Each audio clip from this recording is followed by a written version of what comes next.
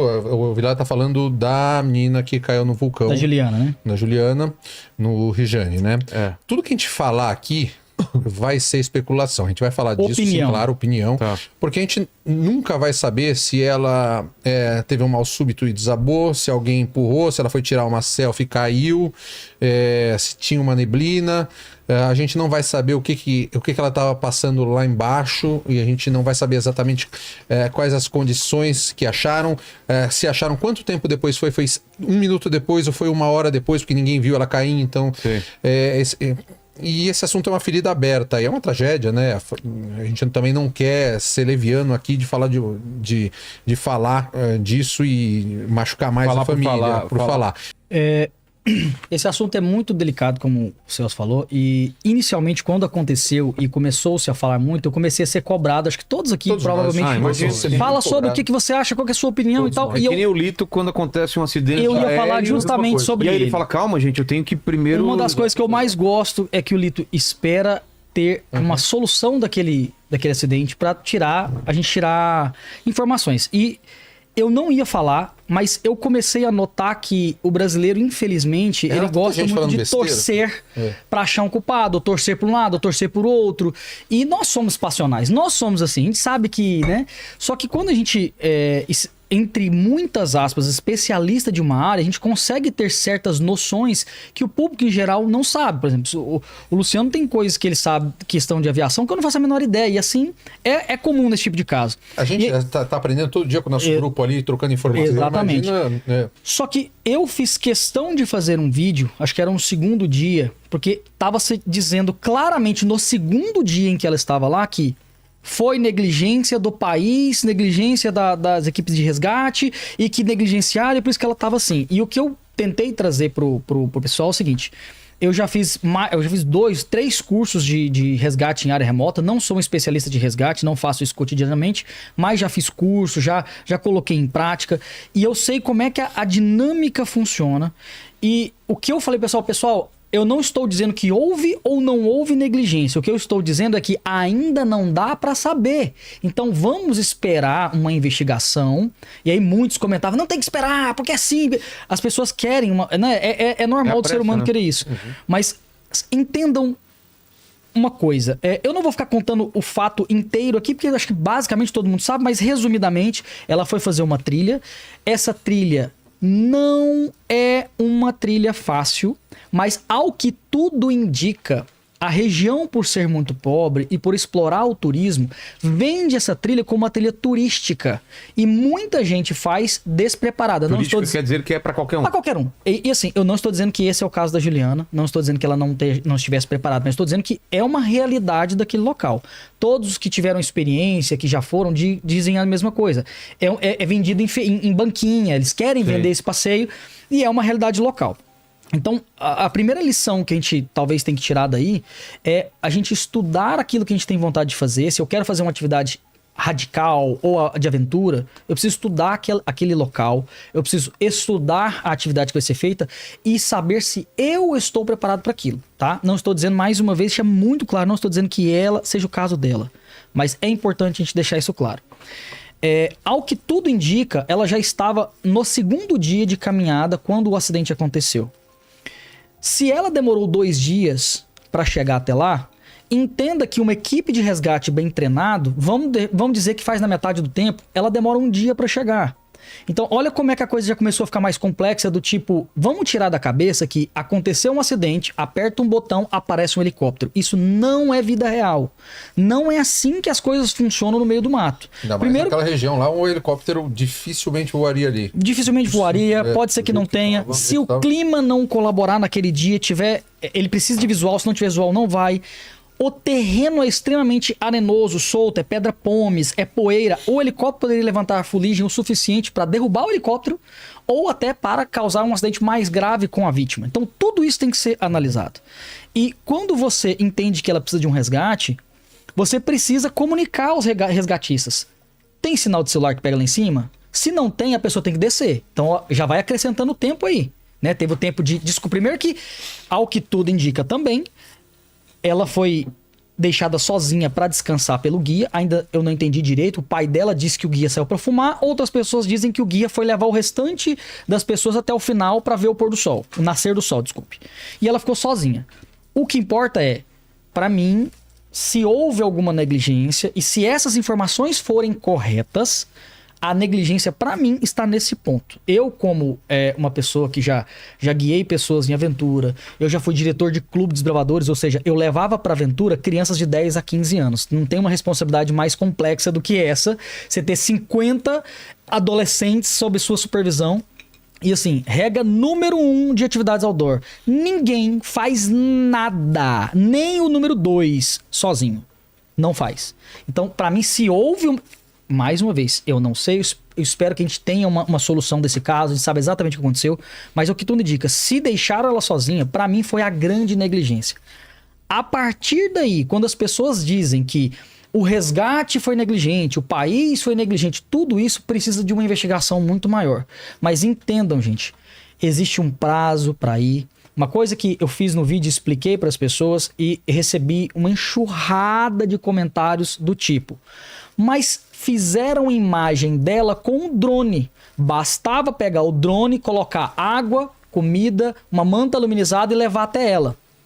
E aí, eu no outro dia peguei e fiz um vídeo curto, mas aproveitei para fazer, para mostrar para as pessoas. Eu tenho um drone. Muito parecido com o drone que filmou ela, que tem imagens desse drone. Não levanta nem o copo. Eu peguei uma garrafinha de 200 ml de água, amarrei, não saiu do chão. Eu diminui para 100 ml de água, ele não saiu do chão. Drones de turismo, drones para filmagem, são câmeras com asa. Ela só voa com a câmera. Se você acrescentar peso, não voa. Aí, mais um argumento de muitas pessoas. Mas era só utilizar um drone agrícola. Primeiro, um drone agrícola precisa de um carro para carregar. Como tem gente esperta, né? O drone agrícola... o cara lá? Fácil. 2 dias para chegar ao K-pop 16.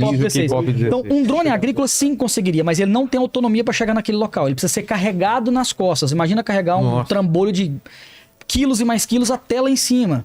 E aí você pilotar isso, ele ter autonomia. Então, não é simples, gente. Olha...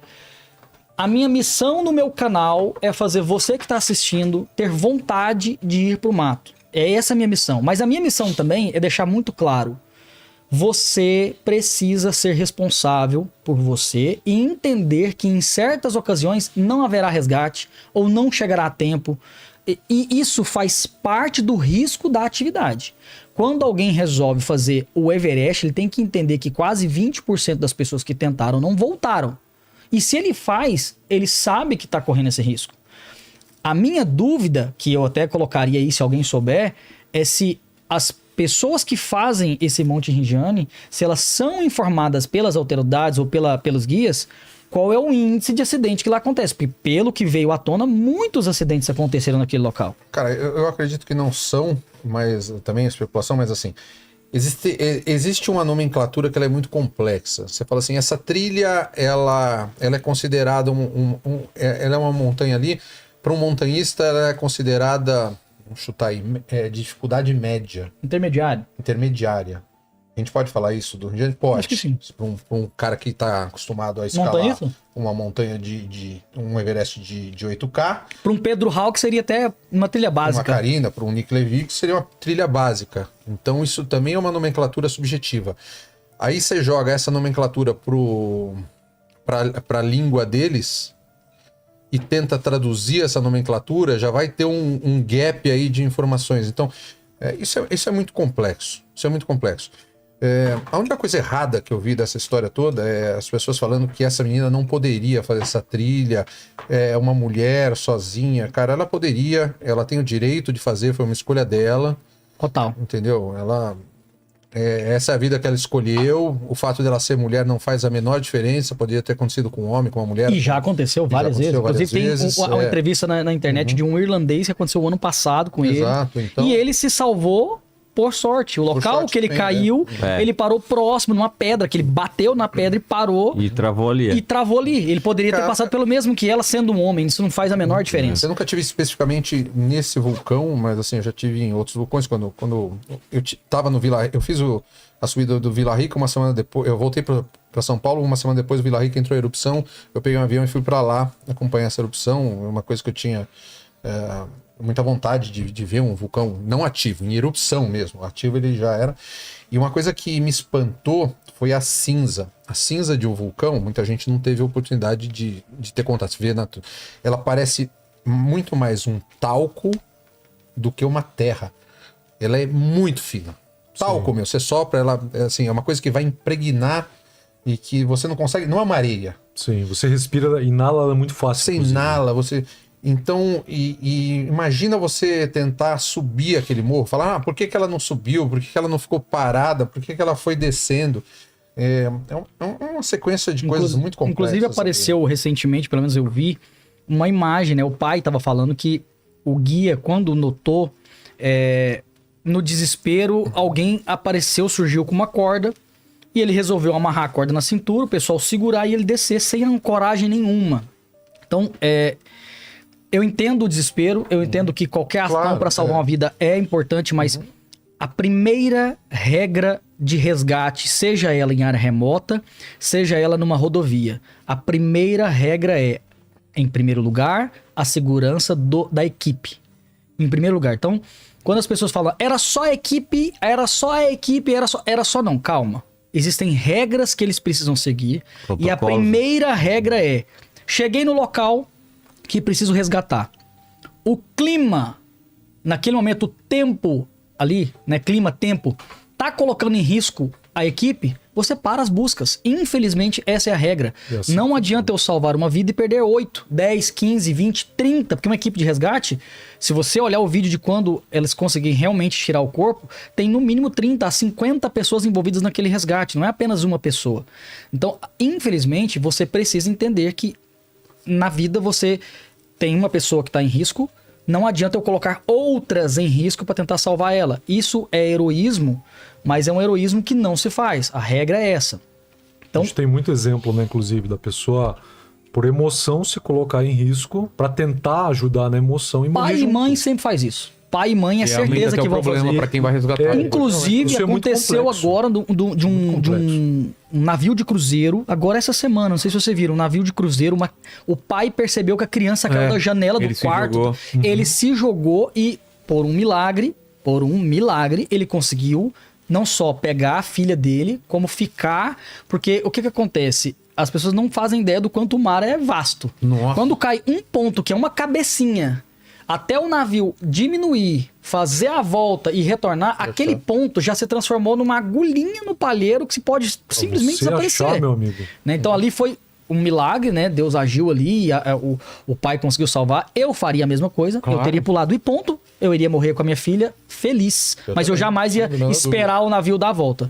Muitas pessoas falaram, mas ela precisava, era só colocar uma manta luminizada. Já agora, o que foi dito da necrópsia do corpo, ela morreu por traumatismo, um traumatismo grave, né? Então não foi frio. Inicialmente, eu achava que ela teria perdido a vida por ter ficado 4 dias num local alto. Provavelmente me veio logo à cabeça a hipotermia. Mas não foi o caso dela, pelo que estão noticiando. Nem sabe se pode confiar nessa Nem sabe se pode confiar, mas tem um outro elemento aí que naquela altitude, provavelmente, eu tô falando provavelmente porque, assim, existem... Tudo é provavelmente. Tudo é provável, né? Mas ela não duraria 4 dias, morreria de hipotermia antes, se fosse hipotermia. Uma noite ali... se tivesse realmente... Sim, também acho. Tem esses detalhes. E tem outras coisas, né? Como o Nilo colocou ali. Eu sempre falo isso. A natureza, cara, ela não tá interessada no teu conforto térmico, na tua segurança, se você tem uma família ou não, se você ama a tua família ou não. A natureza, ela é o que eu costumo falar de neutra. Ela não liga mínimo. E ela nivela todo mundo. O calor que eu vou sentir é o mesmo que você vai sentir. Então, entenda como ela funciona e tem que fluir com ela. Vai fazer frio, vou me abrigar. E por aí vai. Eu costumo colocar muito para essa parte do equipo técnico, que é muito básico. Eu sempre pergunto para todo mundo, cara, cadê, por exemplo, numa trilha dessa mais distante, cadê, por exemplo, isso aqui, ó? Apito, né? Esse aqui, na minha humilde opinião, é um dos itens mais subestimados da história humana, cara. Da história humana. Porque isso aqui, cara, resolve muita coisa. Você tem um mito bom pra esse caso. Ficar gritando, né? Você consegue... Eu tenho um mito bom. Manda ver. É mito que você consegue... Você não consegue gritar por mais de 1 hora. Seguida. pedindo socorro, por exemplo. É mito? A plenos pulmões. Não sei, é mito? É mito. Pra mim, você não consegue gritar meia hora. Ah, é? Você colapsa. O cara é desesperado, voz... ele grita em potência máxima e a voz colapsa. Olha Talvez só. por isso que nas filmagens que nós temos dela, as filmagens demoraram um pouco, porque teve o tempo em que ela caiu até encontrarem ela. Nas filmagens que tem aquela cena, você nunca ouve ela gritar. Provavelmente, mais uma vez, eu não estava lá, eu não sei. Mas é provável que ela já tenha gritado. Já não conseguia mais gritar. Meia hora depois, quando chegou o resgate, ela não conseguia mais gritar. Isso é um elemento. Claro que eles conheciam a posição dela, já identificaram e encontraram. Mas pensa num cenário, como agora em Rondônia mesmo. Eu tava lá, queda d'água, barulho. Não escuta nada. O que eu coordenei lá com o Anderson Guedes e o Val? Ó, se eu precisar, eu vou apitar. Porque se tentava, eu testei isso lá. Gritava do meu caiaque pra eles, ninguém me olhava. A hora que eu... Na hora, meu irmão. Na hora. Então, é um item básico. A gente paga isso aqui pras pessoas, fala disso, porque num cenário como aquele que a Juliana tava, como o Nilo colocou, pode fazer diferença. A gente não sabe como é que tava a mochila dela, se ela tinha mochila ou não. Mas tem itens ali que são muito importantes. Pelos vídeos do primeiro dia da subida, que tá, ela para num... Assim, a subida, ela consiste em... Subir até um certo ponto, para numa área em que acampa-se, né? E vê ali o pôr do sol. E depois, de madrugada, 2, 3 horas da manhã, sobe-se o resto para ver o nascer do sol. Pelo que eu vi e estudei do local, é mais ou menos isso. Sim. E não, é isso. tem alguns vídeos do primeiro dia que ela tá com blusa muito melhor. Ela tá com mochila... Né? Do que aquele do drone, né? Você tá falando? Não, tô falando em comparação dela no drone lá. Entendi, a imagem, então, qual que é a imagem que a gente tem? Eu pensei nisso. Muitas coisas podem ter acontecido aí. Ela pode ter tirado a mochila pelo cansaço, deixado do lado e aí caiu. Ou caiu e soltou da mochila, ou ela subiu sem nada porque foi fazer um ataque ao cume. E deixou o equipamento. Porque tem muita gente... Por que eu tô falando disso? Tem muita gente especulando. Eu vi gente falando que ela foi dada como oferenda. E os indícios eram... por que ela tava sem blusa? Por que ela tava sem mochila? Por que ela tava sem isso? Provavelmente jogaram ela.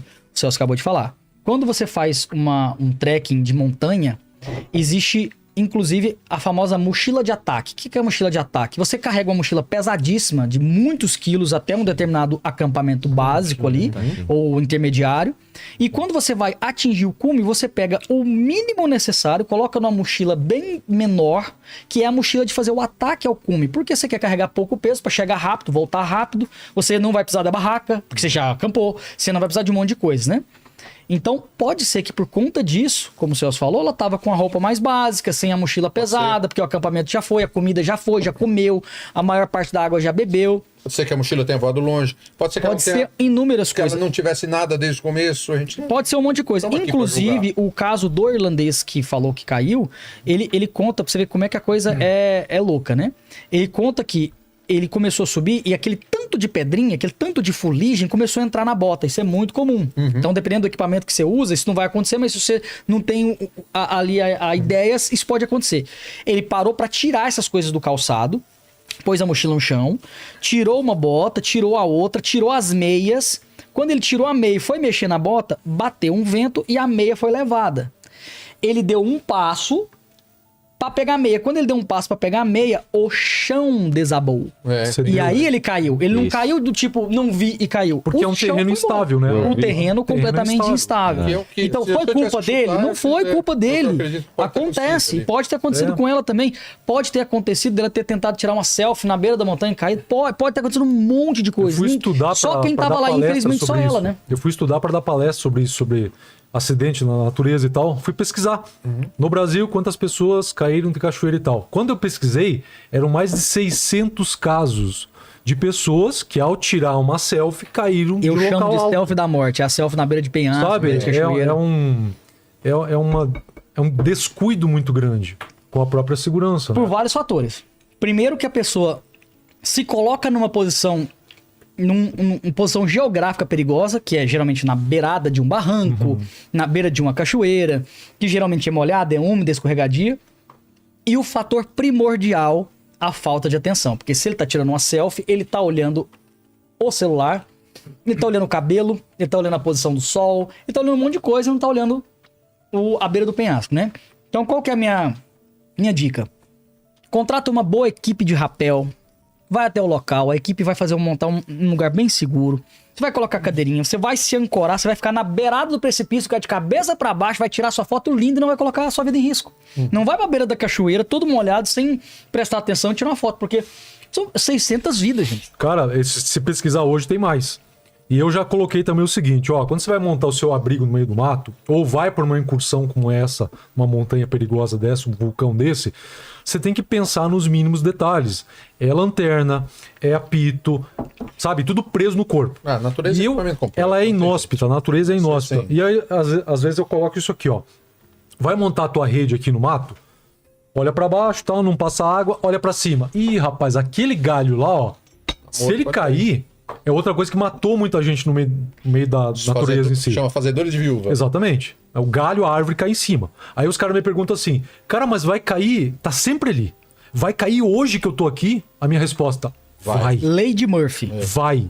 Você tem que trabalhar com essa ideia. Então, vou para aquele vulcão, vou para Everest. Cara, eu preciso papirar, estudar, pesquisar até sair sangue do olho. Porque a possibilidade de que a natureza não quer saber, cara, da tua segurança, ela tá garantida. Eu preciso me qualificar. Ninguém chega lá pra mim na escola de aviação, lá na Draco, em Curitiba, e fala assim, ó, me dá um avião aí que eu vou sair daqui. O cara me procura pra fazer o curso. Mergulhar, mesma coisa. Então, isso me dá um paraquedas aqui que eu vou pular. Já viu alguém fazer isso? Não. O cara busca qualificação. Por que pra montanha o cara só compra a mochila, o equipo e vai? A mochila é errada, a equipamento é errado, a bota errada. Você tá entendendo? O maior problema é esse. Por isso que eu falei no início da trilha ser vendida e não tô falando como uma trilha turística. Coloca a foto lá. Olha só. Não é fácil a parada. É muito importante isso aqui também, ó. Eu não tô falando que ela não tinha a mochila, o equipo. Sim, não é o caso. Eu tenho certeza que ela tava equipada. Nem o treinamento, enfim, porque, sei lá. Né? Não conheço. Essa foto nem tanto, Lane. Aquela outra que você mostrou, dava pra ver a montanha e o espacinho. Olha lá, olha isso, cara. Não é? É terreno inóspito.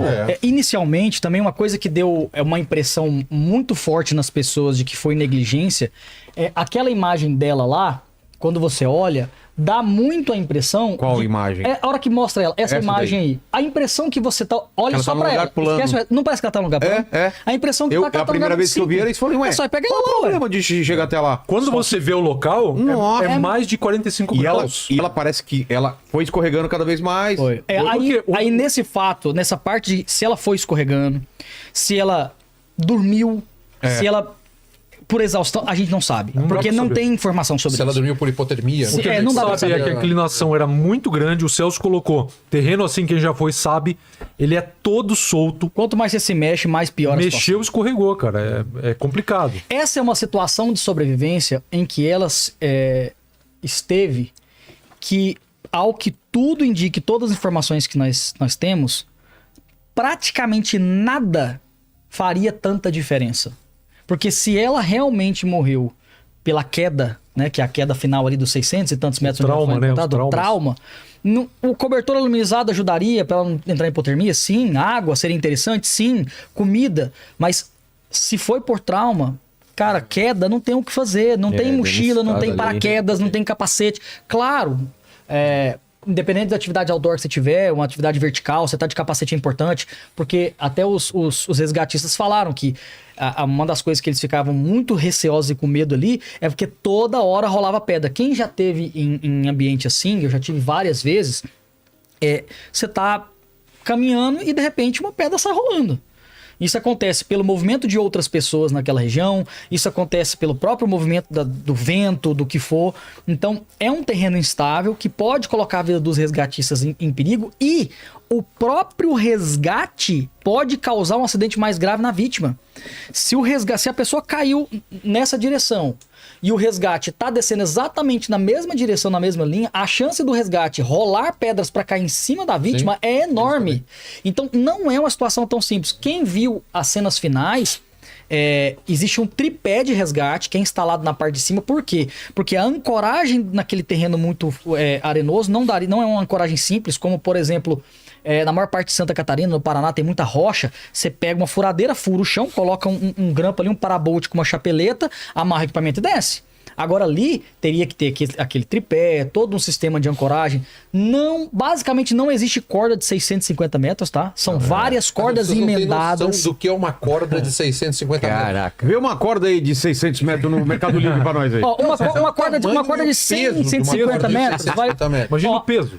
Uma corda de 100, 150 metros dá mais ou menos 11, 13, 14, depende da bitola, mas uns 11, 14 quilos. Então você pega 600 metros, você coloca tudo isso nas costas e sobe para montanha. Lembrando, você tem que subir com equipamento de resgate para todos os resgatistas, água para todo mundo, comida para todo mundo, capacete para todo mundo, corda para todo mundo. Então é uma infinidade de coisa que tem que levar para tirar uma pessoa. Mas por que o helicóptero não leva? Cara, é um local extremamente alto, meteorologia cascuda. A quantidade de corda lá. Até porque não é, segundo relatos, segundo o que foi... Uma boleira de corda lá. Foi visto ali, não é qualquer helicóptero que entra ali na situação que tava, né? Então não teria que ter um helicóptero. Tem mais isso. Eu estudei muito esse caso, fiquei acompanhando muito e tem várias imagens de várias horas diferentes no mesmo resgate, de várias horas, não tô falando de dias. E nas mesmas horas você vê vídeo com o céu completamente azul e no take seguinte, de algum tempinho depois que estão puxando o corda e tal, fecha tudo. Você não vê 1 metro pra frente. Então um helicóptero isso eu posso falar amigo aqui da aviação, propriedade, ele não vai levantar voo. A decisão é assertiva. A meteorologia tá deteriorada. Você não vai, cara. Você vai virar essa máquina. Vai dar errado. É aquela regra que o Nilo colocou aqui. Você não vai se colocar em risco. Você não vai. É uma regra. A gente é mal acostumado no Brasil, porque o resgate no Brasil, a gente é privilegiado. Demais. Nossos resgatistas, tanto os bombeiros como as equipes de resgate, a gente é muito privilegiado aqui. A gente tem um resgate que é de graça, primeiro. Segundo, que é muito bem treinado e muito qualificado. Nos outros países é cobrado o resgate? Nos países é cobrado. Nos Estados Unidos, se você se acidentar na rua e vier uma ambulância, você vai pagar a ambulância. Simples assim. Então, o resgate também. É por isso que os caras ficam, nossa, cara, tô bem, não? $10 mil, $10 mil. Existe seguro. Eu já vi picada de serpente nos Estados Unidos, saiu uma cacetada, cara, mais de $50 mil. A Karina Oliani, inclusive, ela tava, essa semana, tava num jornal, inclusive, falando sobre isso, ela que é médica, né, trabalha com resgate há muitos anos, já teve mais de 150 países. Nossa maior aventura. E ela falou das nossas equipes de resgate do Brasil. Ela assim, cara, nós temos sorte de estar no Brasil, de ter as nossas equipes, né, que estão sendo. Uma dica que o Celso passou muito por rápido aí, eu quero deixar muito enfatizado aqui. Se você vai fazer qualquer tipo de atividade que tenha risco, faça um seguro. E um seguro específico. Não adianta eu fazer um seguro viagem que serve para ir para Nova York se eu vou para o Monte Rinjane. Eu preciso de um seguro que cubra acidentes, que cubra aventura, que cubra traslado, o que for. Né? Porque se você sofrer um acidente, acontecer alguma coisa numa situação dessa, você pode ter um problema financeiro, pode agravar algo que poderia não ser tão complicado. Então não saia sem seguro, é importante fazer. Mas cara, tem uma coisa em toda essa história que eu sempre pensei, isso me incomoda nesse meio de aventura e de outdoor, que é o seguinte... o Luciano até estava falando disso. Você vai fazer um mergulho, você faz um curso de mergulho ou mergulha com um cara conectado em você. Você vai fazer um salto de paraquedas, você faz um curso ou salta com o cara amarrado em você. Você vai aprender a dirigir um carro, você vai fazer uma autoescola. E a trilha, o trekking, o hiking, as pessoas se metem a fazer sem nenhum preparo técnico, entendeu? Não vou nem falar do preparo físico, assim, porque eu acho que a trilha ela tem que ser democrática, tem trilhas menores, mais simples, que todo mundo pode fazer, mas assim, as pessoas deveriam fazer uma... Não estou falando isso para espantar ninguém, não, ao contrário, nosso objetivo é trazer gente para atividade física, mas as pessoas poderiam estudar um pouco sobre trilha, sobre equipamentos. Cara, a gente tá cansado de estar na trilha e ver o cara passando de calça jeans e Havaiana, por mais absurdo que seja, já me senti envergonhado. Em Santa Catarina, isso era muito comum. Eu ia fazer umas trilhas lá que você sai de um ponto, sobe um morro enorme, desce numa praia que só chega a pé e é uma trilha de, sei lá, 5, 10, 15 quilômetros. E aí vai eu e minha esposa. Eu tenho uma filha de 3 anos e eu tenho uma mochila que eu carrego ela comigo nas trilhas. Ela vai dentro da mochila, né? A filha, não a mochila. A minha filha vai dentro da mochila. Então, eu carrego ela, minha esposa pega uma outra mochila cargueira, coloca todo o nosso equipamento e a gente faz a trilha todo equipado da cabeça aos pés para a trilha. Por quê? Muitas vezes aquela trilha não exige isso. Mas se minha filha passar mal, se eu me machucar, se a minha esposa se machucar, se a gente se perder, a gente tá preparado. Aí você tá no meio da trilha, vem um senhorzinho de chinela havaiana, bermuda, camiseta regata, uma sacolinha com 2 maçãs. Não, e passa por você e vai embora. E às vezes é pior, quando você tá voltando no final da tarde, ele tá indo. Você fala, muito comum. Senhor você tá voltando assim, ó, tem que ir embora logo, porque vai escurecer, tem que chegar logo no carro. Aí o cara tá indo. O cara tá subindo de Havaiana e com a sacola de supermercado.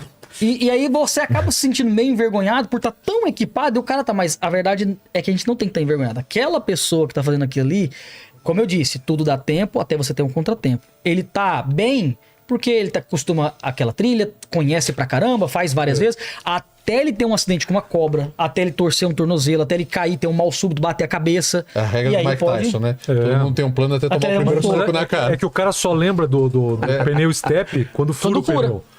Então, exato. Eu já vi o cara com a mochilinha da Hello Kitty aqui, ó. Sim, tá lá, né? Sem lanterna esses dias. Resgataram uma tropa aí, ó. Todo mundo tinha o guia junto. Nem o guia tinha lanterna. Não porque vai dar tempo. Não, é uma trilha curta, não vai ficar de noite. Não dá. Outra coisa também, ó. Não, imagina, vai acontecer comigo. Eu rezo pra Deus. Cara, eles fazem a parte deles, não tenha dúvida disso. Mas você tem que fazer a sua aqui. Aconteceu 1 ano antes de eu voltar de Santa Catarina para Goiás, que eu morei lá. A minha mãe foi me visitar e aconteceu umas chuvas muito fortes e teve deslizamento de terra e o ônibus dela ficou preso, tipo assim, quase 2 dias. Nossa. E aí não tem como fazer nada. Você tá dentro de um local preso, não tem água, não tem comida, não tem nada. Então, uma coisa simples do dia a dia já pode fazer você passar um perrengue gigante. Imagina você no meio do mato. O cara sem lanterna, um cara sem O pessoal acha que a gente é paranoico. A minha mochila anti-apocalipse tá ali do lado. Eu não ando sem, cara. Não ando sem, porque eu tento doutrinar as pessoas. Meu irmão, erra pra mais. Se for pra errar, erra pra mais. Carrega. Pô, um apito, uma lanterna, tem que ter, cara. A galera sempre me diz, furou o pneu do carro. Qual a luz à noite que você vai usar em si? A lanterna do celular. Que geralmente tá sem bateria, não tem como segurar. Então o cara não tem lanterna na mochila, no carro. Eu sempre falo, lanterna, a primeira lanterna que todo mundo tem que ter uma lanterna de cabeça. Porque pra você fazer uma trilha, você precisa ter as mãos livres, pra você mexer no carro, você tem que ter as mãos livres, pro que for, você tem que ter as mãos livres. Depois da lanterna de cabeça, se quiser comprar uma lanterna de mão pra ter mais alcance, beleza, mas a lanterna de cabeça é a primeira. Tá sempre comigo. Olha o tamanho aqui, ó. Eu acho que a gente pode usar esse caso prospectando algumas possibilidades e analisando essas possibilidades sem dizer que isso aconteceu, que eu acho que isso seria leviano. Trabalhar no que pode ter acontecido. E tentar tirar disso alguma lição. Que a gente estava até comentando, vindo para cá, que assim, quando você tá lá estudando um acidente aeronáutico, eles estão tentando entender para evitar que aquilo aconteça de novo. E foi assim que evoluiu a segurança. Exatamente. A coisa é tão...